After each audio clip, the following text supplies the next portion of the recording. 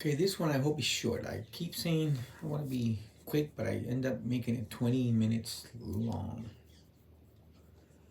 Now, this one has to do more with inconsistency that I've noticed in the female way of thinking, which is, I think, part of the problem at the workplace. See, this article, I saw this a while back. It actually came out on the news too. But this is where victimhood has no real consistency. And I say this because a lot of women, again, not all, a lot of women complain, are concerned, fear, sense something creepy from a guy.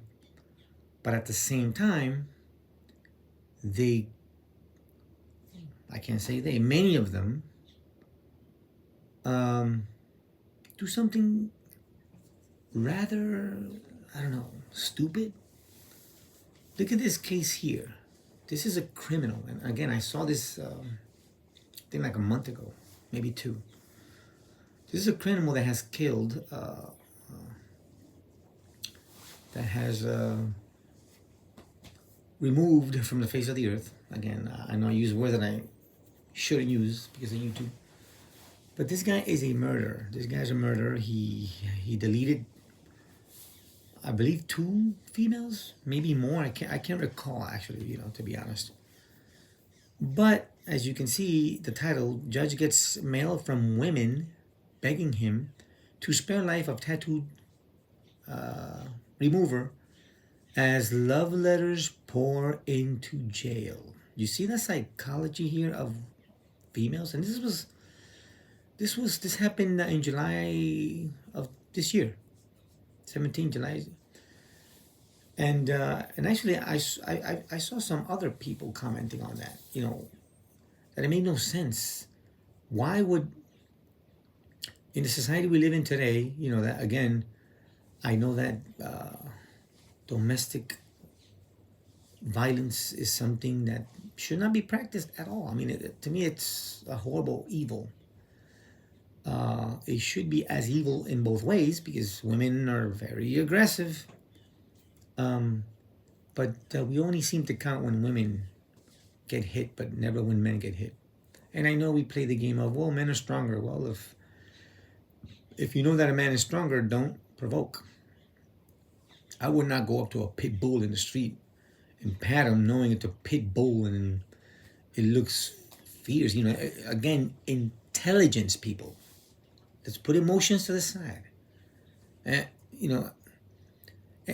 I know women are intelligent, but you guys almost make yourselves look bad when you do things like that. When you make yourselves look stupid. I mean, really.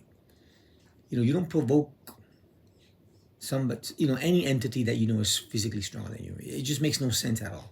I mean, you don't see men do that. You don't see a man go up to a lion or a bear and pat him on the head. Something similar. But let me not distract myself. Again, just look at the title, people. Especially you females. Look at the title. Look, again, going back to the workplace. There was once upon a time, I'm not going to mention his name, there was a guy there. He was a little on the chunky side. People know who I'm talking about. People from that workplace know who I'm talking about. He was fired because he made comments. It's merited to a certain extent because he can't control his mouth when it comes to flirting, if you want to call that flirting, with women. And on occasions, I even told him, to control, how he expresses himself towards females. But the thing is, the reason why women got offended or would get offended when a guy, for example, like him, chunky, out of shape, not the most attractive. I remember once I joked with him and told him that he looked like Shrek. But again, I mean, he didn't like it, but nothing happened. Nothing exploded. He did not go to human resources and say, yeah, hey, this guy called me Shrek. That's a woman thing. Women are the ones that nag about every stupid thing that every stupid little comment that a guy might make. Again, we're different. We're different, completely different creatures, So, but the point is, when somebody unattractive says anything close to being potentially sexual, in this case, they were very sexual, in my opinion. But because he is not attractive, he got in trouble. But this criminal here that we're talking about here on this is I think this is British news company, UK. Because he's an attractive criminal. I mean, you guys might want to look him up. He has tattoos on his face. He's over 6 feet tall. He's in good shape. 4,000 love letters.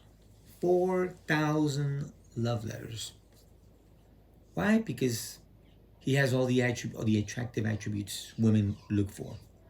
But if he's short, chunky, bald, he's creepy. Let me run on human resources. Again, there's no victimhood consistency here. And you women make yourselves look bad. You really do.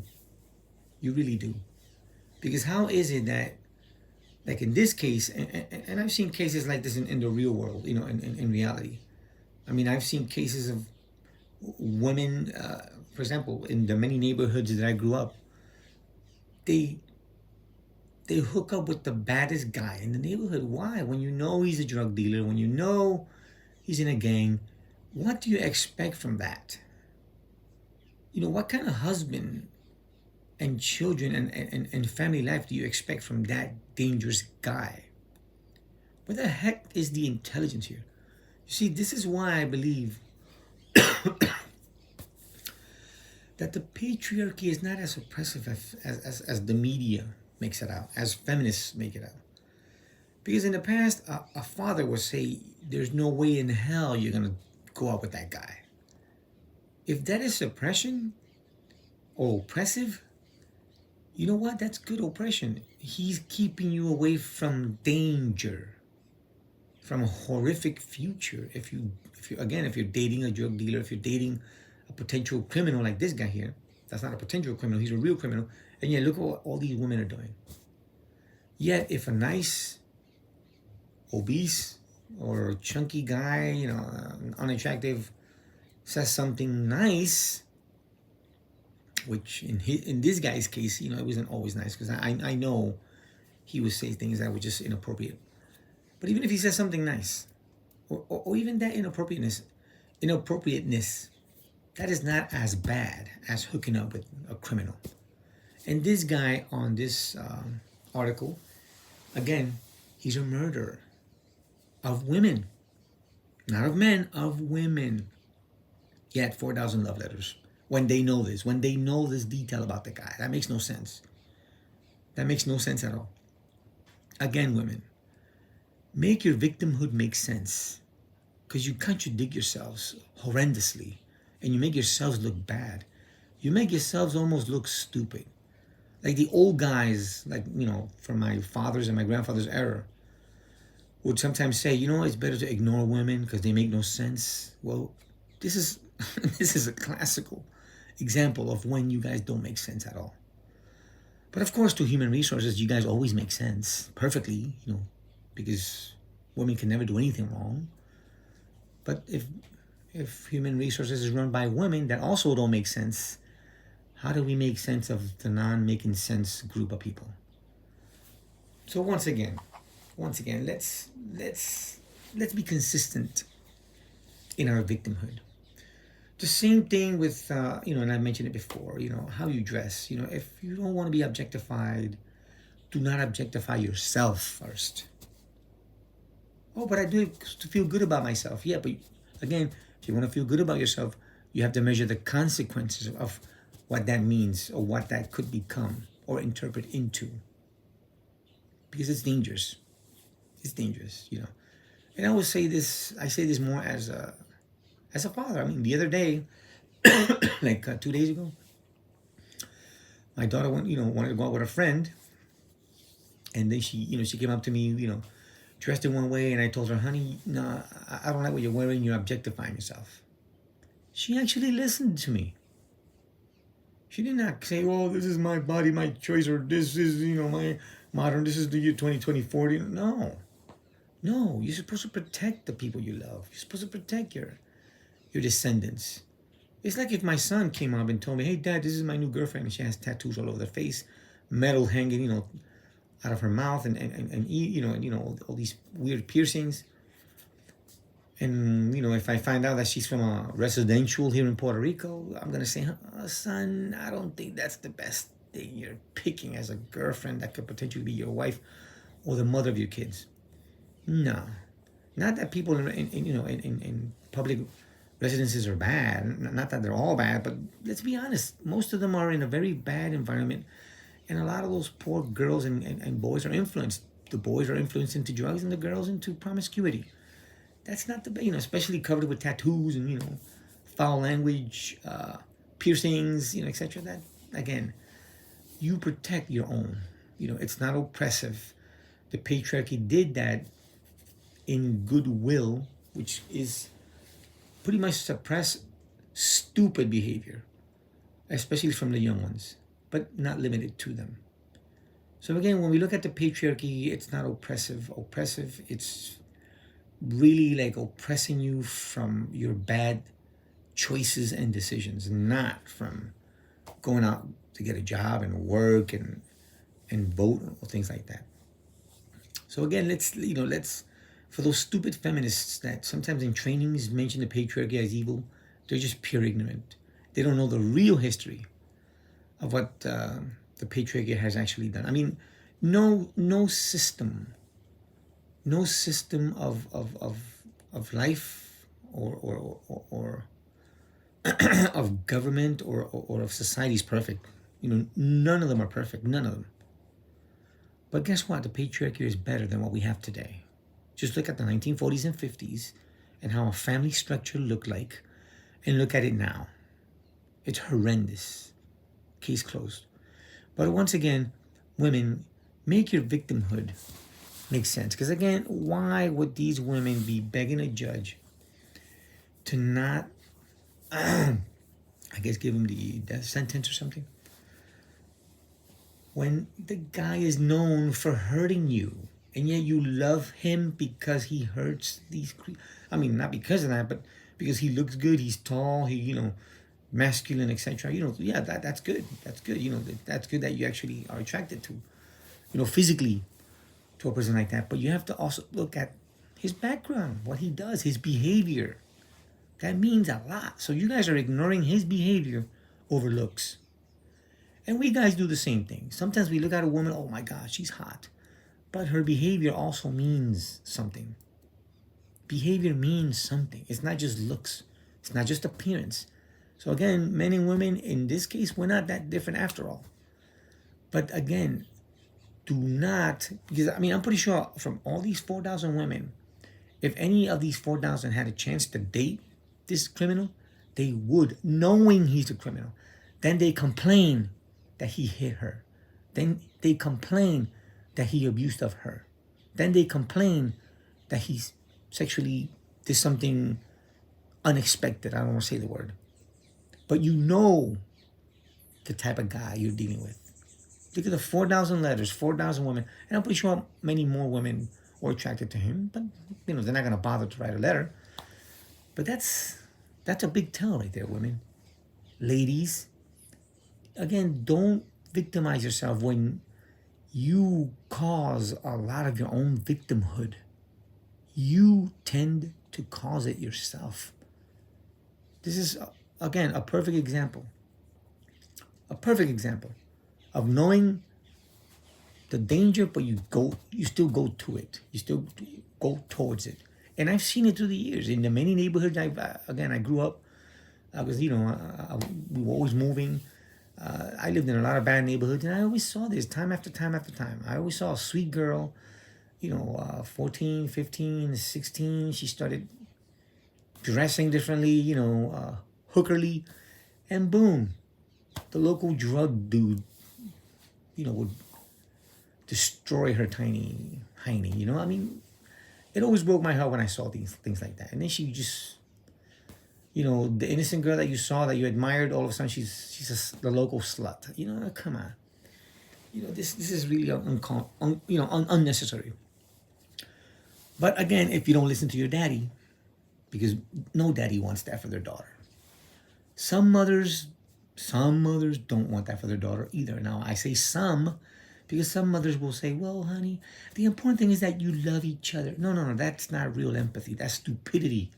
That's pure stupidity. No, it's not that you just love is everything. No, love. No, no, no. Let's get away from that. Yes, love is important, but morale is important. A decency is important. A future, a nice, wholesome, family-oriented person. That's what you should look for in men and women. That's what you should look for. Love, yes, but love is not the primary thing. Because in the name of love, even wars have been fought. Unjustifiable wars, but even wars have been fought. And in the name of love, people commit adultery, like I mentioned before. In the name of love, people commit promiscuity of all types. Again, I don't believe in the gay behavior. I don't care about it. It's none of my business. But I don't like it when they keep pushing it. Now they have a month, the gay parade, they put on every freaking movie out there. You're overdoing it. Again, guys, you're overdoing it, and girls, you're overdoing it. The Western world has tolerated your behavior just like you've tolerated the Christian belief system. But when you push it to that level, you're pushing it to the level of people beginning to dislike you for real.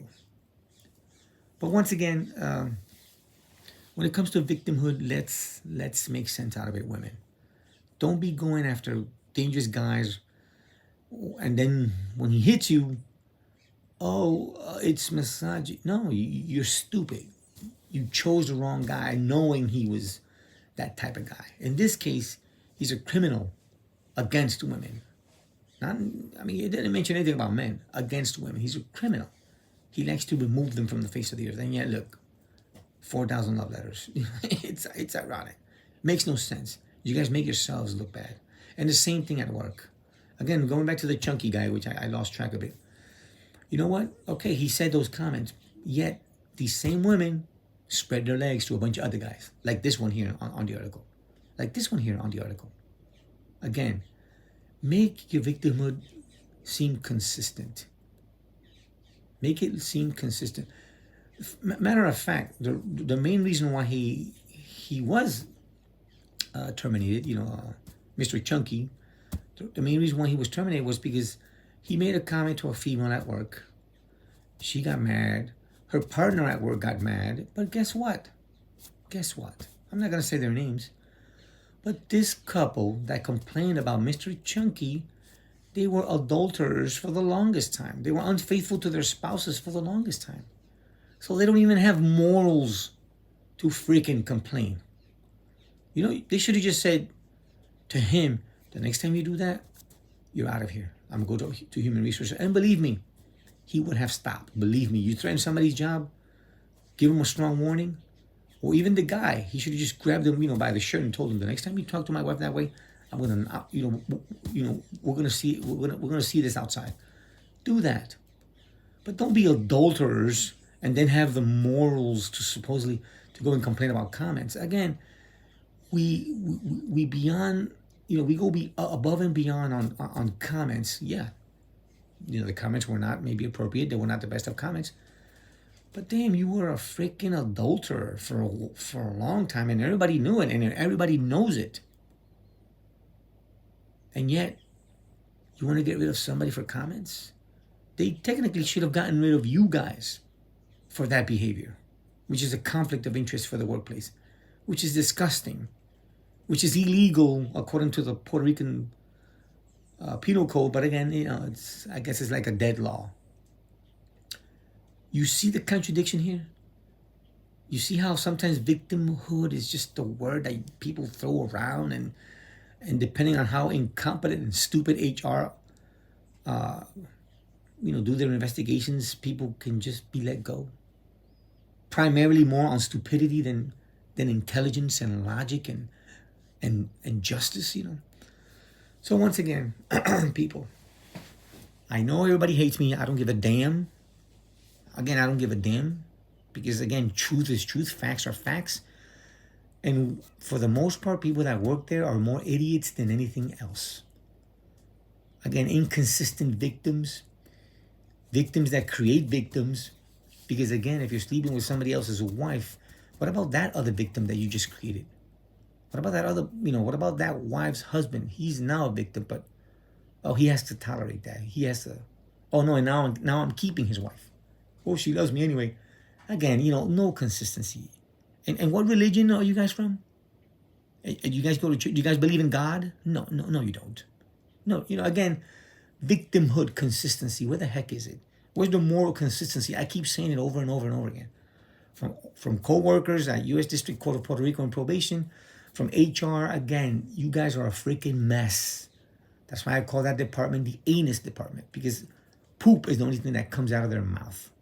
Again, poop, feces, crap is the only thing that really comes out of their mouth when there's no consistency at all.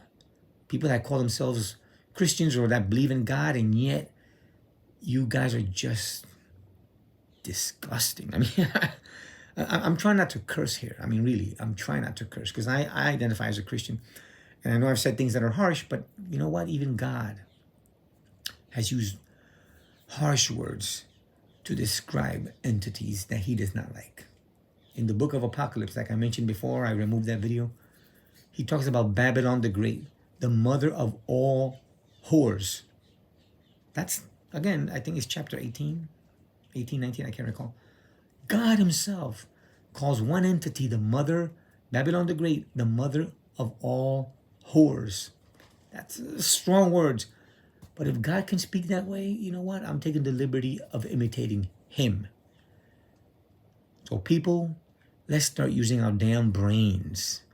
Let's start being human and stop pretending to be moral, stop pretending to be ethical, and stop pretending to be real victims when, again, easily to the chunky fat guy, oh, he's creepy. But to the criminal or the handsome guy or the guy that's in shape, here, I spread my legs for you, stick it in. No, come on. Let's stop being stupid, people. Till next time.